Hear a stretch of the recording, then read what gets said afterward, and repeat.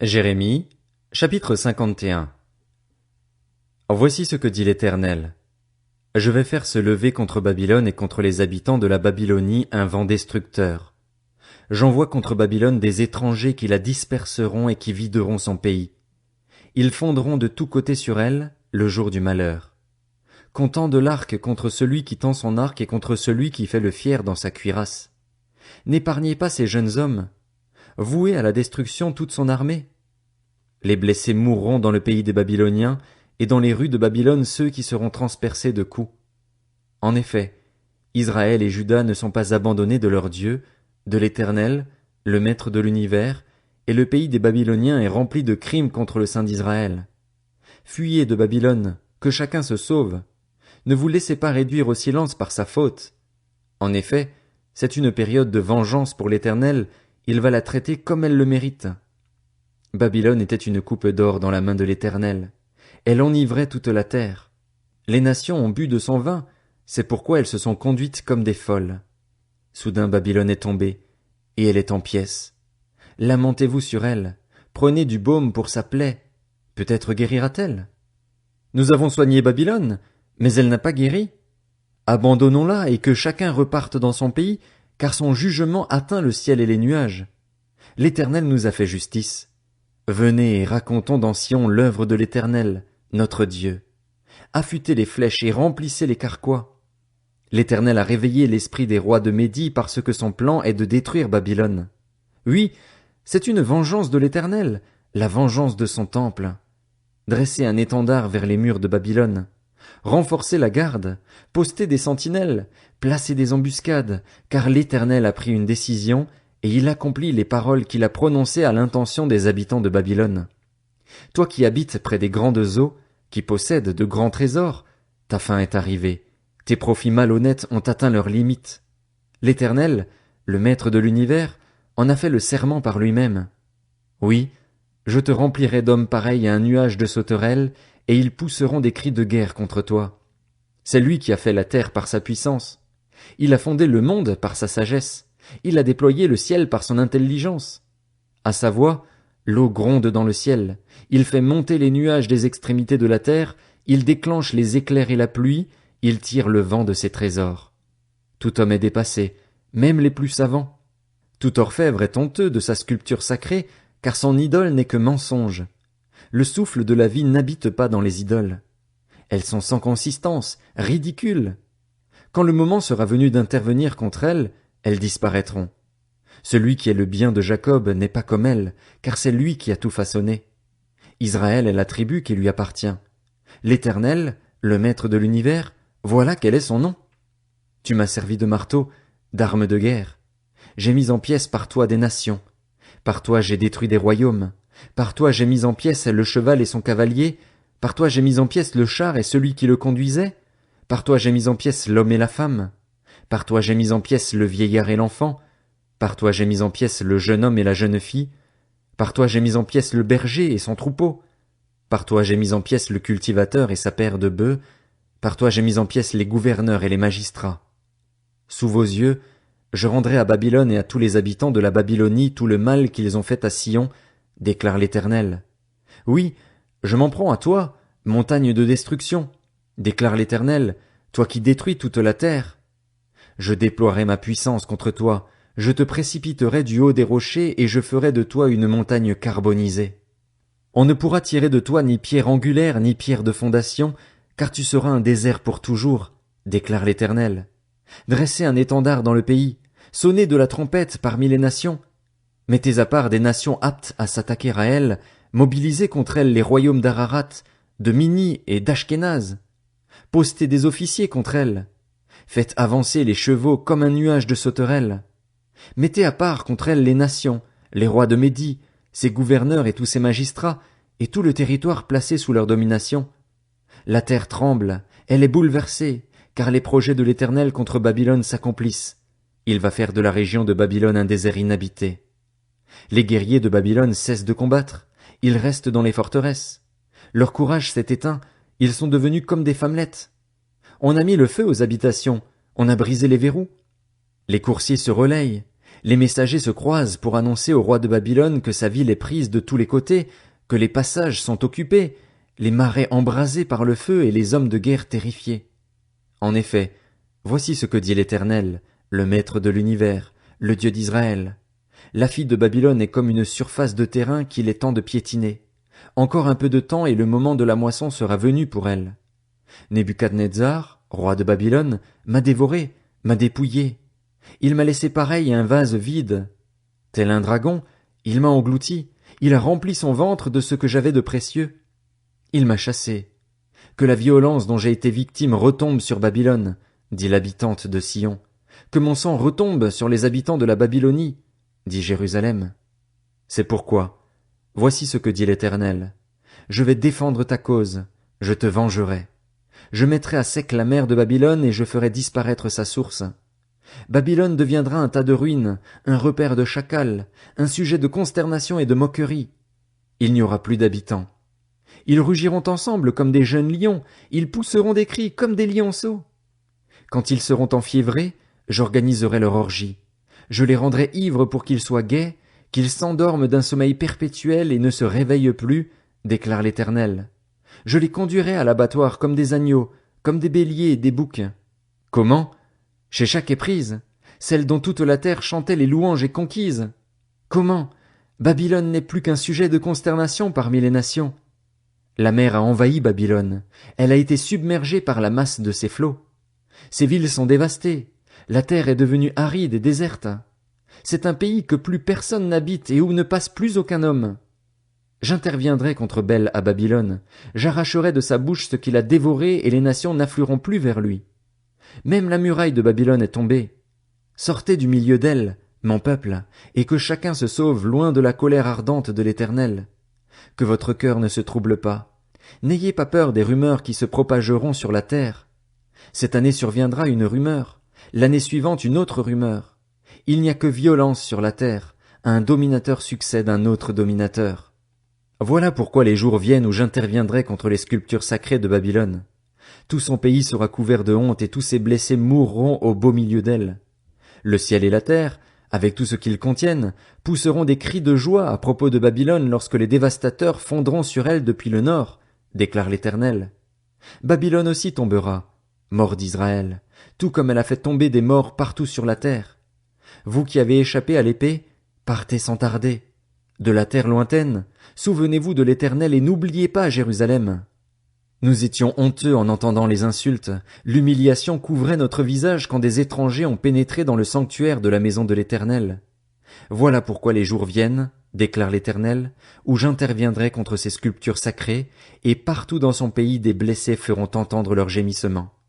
Même si Babylone monte jusqu'au ciel, même si elle rend ses forteresses inaccessibles du fait de leur hauteur, des dévastateurs viendront contre elle de ma part, déclare l'Éternel. Des cris proviennent de Babylone, le désastre est grand dans le pays des Babyloniens. En effet, l'Éternel dévaste Babylone et fait cesser son vacarme assourdissant. Les vagues d'ennemis grondent comme de grandes eaux, on entend leur tapage. Oui, le dévastateur a fondu sur elle, sur Babylone. Ses guerriers sont capturés, leurs arcs brisés, car l'Éternel est un Dieu qui verse à chacun son salaire, qui traite chacun comme il le mérite. Je rendrai ivres ses princes et ses sages, ses gouverneurs, ses magistrats et ses guerriers. Ils s'endormiront d'un sommeil perpétuel et ne se réveilleront plus, déclare le roi, celui dont le nom est l'Éternel, le Maître de l'univers. Voici ce que dit l'Éternel, le Maître de l'univers.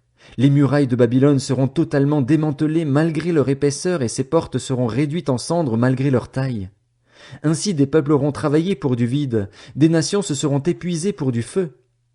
Voici l'ordre donné par le prophète Jérémie à Séraja, fils de Nérija et petit-fils de Magséja, l'aide de camp du roi, lorsqu'il se rendit à Babylone avec Sédécias, roi de Juda, la 4e année du règne de Sédécias. Jérémie enregistra par écrit dans un livre tous les malheurs qui devaient frapper Babylone, toutes ces paroles écrites à l'intention de Babylone, puis il dit à Séraja, « Une fois arrivé à Babylone, tu veilleras à faire la lecture de toutes ces paroles et tu diras, « Éternel, c'est toi qui as déclaré que cet endroit serait rayé de la carte et qu'il ne serait plus habité ni par les hommes ni par les bêtes, mais qu'il deviendrait un désert pour toujours. » Quand tu auras terminé la lecture de ce livre, Tu y attacheras une pierre et tu le jetteras au milieu de l'Euphrate, puis tu diras, Babylone disparaîtra de la même manière. Elle ne se relèvera pas des malheurs que je ferai venir sur elle, ils tomberont épuisés. Fin des paroles de Jérémie. Jérémie, chapitre 52. Sédécias avait 21 ans lorsqu'il devint roi et il régna 11 ans à Jérusalem. Sa mère s'appelait Hamutal et c'était la fille de Jérémie, de Libna. Il fit ce qui est mal aux yeux de l'Éternel, entièrement comme l'avait fait Joachim. Cela arriva à cause de la colère de l'Éternel contre Jérusalem et contre Juda. Il était si irrité qu'il voulait les rejeter loin de lui. Sédécias se révolta contre le roi de Babylone. Alors, la 9e année du règne de Sédécias, le 10e jour du 10e mois, Nebuchadnezzar, le roi de Babylone, vint avec toute son armée attaquer Jérusalem. Ils installèrent leur camp devant elle et construisirent des retranchements tout autour d'elle. Le siège de la ville dura jusqu'à la 11e année du règne de Sédécias. Le 9e jour du 4e mois, la famine était si forte dans la ville qu'il n'y avait plus de pain pour la population du pays. Alors on fit une brèche dans les remparts de la ville, et tous les hommes de guerre s'enfuirent et sortirent de la ville pendant la nuit, en passant par la porte située entre les 2 murailles près du jardin du roi, alors même que les Babyloniens encerclaient la ville. Les fuyards prirent le chemin de la plaine. Cependant, l'armée babylonienne poursuivit le roi et rattrapa Sédécias dans les plaines de Jéricho. Toute son armée se dispersa loin de lui. Ils s'emparèrent du roi et le firent monter vers le roi de Babylone à Ribla, dans le pays de Hamath. Nebuchadnezzar prononça des jugements contre lui. Le roi de Babylone fit égorger les fils de Sédécias en sa présence. Il fit aussi égorger tous les chefs de Juda à Ribla. Puis il fit crever les yeux à Sédécias et le fit attacher avec des chaînes en bronze. Le roi de Babylone le conduisit à Babylone et le jeta en prison jusqu'au jour de sa mort. Le 10e jour du 5e mois, c'était la 19e année du règne de Nebuchadnezzar sur Babylone, Nebuzaradan, le chef des gardes qui était au service du roi de Babylone, pénétra dans Jérusalem. Il brûla la maison de l'Éternel, le palais royal et toutes les maisons de Jérusalem. Il livra aux flammes toutes les maisons d'une certaine importance. Toute l'armée babylonienne qui accompagnait le chef des gardes démolit la totalité des murailles formant l'enceinte de Jérusalem. Nebuzaradan, le chef des gardes, emmena en exil une partie des pauvres du peuple, les membres du peuple qui étaient restés dans la ville, ceux qui s'étaient déjà rendus au roi de Babylone et tout le reste des artisans. Toutefois, Nebuzaradan, le chef des gardes, laissa comme vigneron et comme agriculteur une partie des pauvres du pays. Les Babyloniens brisèrent les colonnes en bronze qui étaient dans la maison de l'Éternel, ainsi que les bases et la cuve en bronze qui s'y trouvaient, et ils en emportèrent tout le bronze à Babylone. Ils prirent les cendriers, les pelles, les couteaux, les coupes, les tasses et tous les ustensiles en bronze qu'on utilisait pour le culte. Le chef des gardes prit encore les bassins, les brûle-parfums, les coupes, les cendriers, les chandeliers, les tasses et les gobelets, aussi bien ce qui était en or que ce qui était en argent. Quant aux 2 colonnes, à la cuve et aux 12 bœufs en bronze qui servaient de base, ce que le roi Salomon avait fait pour la maison de l'Éternel, il était impossible de peser le bronze de tous ces éléments. La hauteur d'une colonne était de 9 mètres et l'on pouvait en faire le tour avec un cordon de 6 mètres. Elle était creuse, derrière une épaisseur de bronze de 8 centimètres. Il y avait au-dessus un chapiteau en bronze. Il était haut de 2 mètres et demi. Autour du chapiteau il y avait un treillis et des grenades, le tout en bronze. Il en allait de même pour la seconde colonne, aussi avec des grenades. Il y avait 96 grenades de chaque côté et un total de 100 grenades autour du treillis. Le chef des gardes captura le grand prêtre Séraja, le prêtre adjoint Sophonie et les 3 gardiens de l'entrée. Dans la ville, il captura un eunuque qui commandait aux hommes de guerre, 7 hommes qui faisaient partie des conseillers du roi et qu'on trouva dans la ville, le secrétaire du chef de l'armée chargé d'enrôler la population du pays, ainsi que 60 hommes pris parmi la population du pays qu'on trouva dans la ville. Nebuzaradan, le chef des gardes, les captura et les conduisit vers le roi de Babylone à Ribla, et le roi de Babylone les frappa à mort à Ribla, dans le pays de Hamath. C'est ainsi que Juda partit en exil loin de sa terre. Voici la population que Nebuchadnezzar emmena en exil. La 7e année de son règne, 3023 Juifs. La 18e année de son règne, il emmena de Jérusalem 832 personnes. La 23e année de son règne, Nebuzaradan, le chef des gardes, emmena en exil 745 Juifs. Cela fait un total de 4600 personnes. La 37e année de l'exil de Joachim, roi de Juda, le 25e jour du 12e mois, Évil-Mérodach, le roi de Babylone, releva la tête du roi de Juda Joachim et le fit sortir de prison. C'était la première année de son règne. Il lui parla avec bonté et lui donna une place supérieure à celle des autres rois retenus avec lui à Babylone. Il lui fit changer ses habits de prisonnier et Joachim mangea à sa table tout le reste de sa vie. Le roi de Babylone pourvut constamment à son entretien journalier durant tout le reste de sa vie, jusqu'au jour de sa mort. Lamentation, chapitre 1. Comment? Elle est assise solitaire, cette ville si peuplée, elle est pareille à une veuve. Elle qui était grande parmi les nations, elle qui était une princesse parmi les provinces, la voilà maintenant astreinte à la corvée. Elle pleure durant la nuit et ses joues sont couvertes de larmes. Parmi tous ceux qui l'aimaient, pas un ne la console. Tous ses amis l'ont trahi, ils sont devenus ses ennemis. Juda est en exil, accablé par la misère et un grand esclavage. Il habite au milieu des nations sans y trouver de repos. Tous ses persécuteurs l'ont rattrapé au beau milieu des détresses. Les chemins de Sion sont dans le deuil, car on ne va plus aux fêtes. Toutes ses portes sont désertes, ses prêtres gémissent, ses jeunes filles sont pleines de chagrin et elle-même est remplie d'amertume. Ses adversaires ont pris le dessus, ses ennemis sont tranquilles, car c'est l'Éternel qui l'a plongé dans le chagrin à cause du grand nombre de ses transgressions. Ses enfants ont marché en déportés devant l'adversaire. La fille de Sion a perdu toute sa splendeur. Ses chefs sont pareils à des cerfs qui n'ont rien trouvé à brouter et qui fuient, sans force, devant celui qui les pourchasse. Durant ces jours de misère et d'errance, Jérusalem s'est souvenue de tous les biens précieux dont elle jouissait par le passé. Quand sa population est tombée entre les mains de l'adversaire, il n'y a eu personne pour l'aider. Ses ennemis l'ont regardé et ont ri de sa chute. Jérusalem a gravement péché. Voilà pourquoi elle inspire le dégoût. Tous ceux qui l'honoraient la méprisent, car ils ont vu sa nudité. Elle-même gémit et tourne le dos. Son impureté se trouve dans les pans de sa robe. Elle n'avait pas imaginé sa fin. Elle est tombée d'une manière étonnante et personne ne la console. Vois ma misère, éternelle, face à l'arrogance de l'ennemi. L'adversaire a étendu la main sur tout ce qu'elle avait de précieux. En effet, Jérusalem a vu les nations pénétrer dans son sanctuaire, alors que tu leur avais interdit d'entrer dans ton assemblée. Toute sa population gémit, elle cherche du pain. Ils ont donné tout ce qu'ils avaient de précieux pour de la nourriture afin de retrouver des forces. Vois, Éternel, regarde, car je suis méprisé. Que cela ne vous arrive pas, à vous qui passez sur le chemin.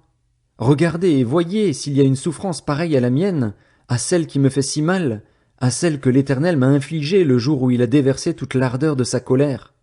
D'en haut il a lancé un feu dans mes os et il les piétine.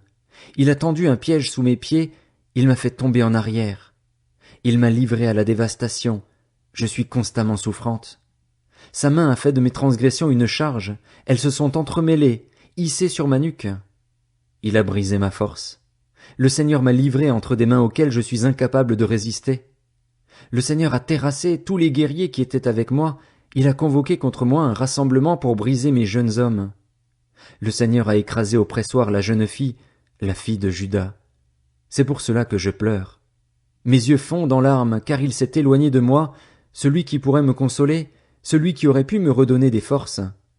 Mes fils sont désespérés, car l'ennemi est puissant. Sion a tendu les mains et personne ne l'a consolé. L'Éternel a donné ses ordres contre Jacob aux adversaires qui l'entouraient, et Jérusalem est devenue un objet d'horreur au milieu d'eux. L'Éternel est juste, car je me suis révolté contre ses ordres. Écoutez donc, à vous, tous les peuples, et voyez ma douleur. Mes jeunes filles et mes jeunes hommes sont partis en déportation. J'ai appelé mes amis et ils m'ont trompé. Mes prêtres et mes anciens ont expiré dans la ville, alors qu'ils cherchaient de la nourriture pour retrouver des forces. Regarde, Éternel, car je suis dans la détresse. Je suis profondément tourmenté, profondément bouleversé, car j'ai été vraiment rebelle. Dehors, l'épée m'a privé d'enfants. Dedans, c'est la mort. On a entendu mes gémissements et personne ne m'a consolé. Tous mes ennemis ont appris mon malheur, et ils se sont réjouis de ce que tu en étais l'auteur. Tu as fait venir le jour que tu avais annoncé, qu'ils deviennent eux aussi pareils à moi, que toute leur méchanceté vienne devant toi.